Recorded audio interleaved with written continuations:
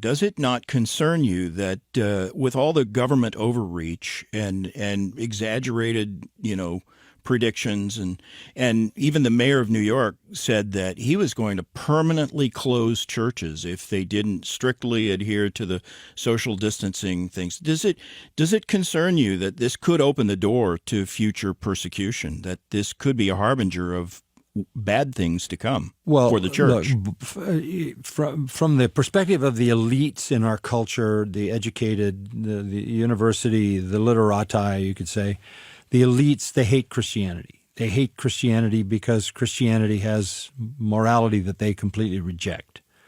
So they hate Christianity. So any excuse they could have for attacking us, I don't think they particularly care about attacking some religions, because there are religions that aren't a threat to them, that don't throw the Bible in their face and demand that people live according to the Word of God.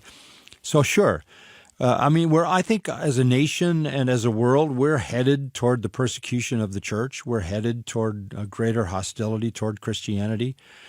The government, we've learned one thing for sure in the government's action, that you don't need an army to conquer a nation. All you need is fear. You don't need an army. You don't need a troop. You don't need to fire a shot. Just terrify people that they might die, and they'll all roll over in complete compliance. They'll give up their freedoms. They'll put on silly masks. They'll put gloves on their hands, and they'll sit in their house for as long as you tell them to sit there.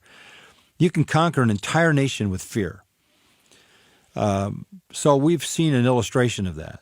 In terms of the future of America, we're going to enjoy probably less and less freedoms anyway. There may be speed-ups to the robbing us of those freedoms coming through something like this, or maybe things that are even more dramatic in the future that would take away freedoms.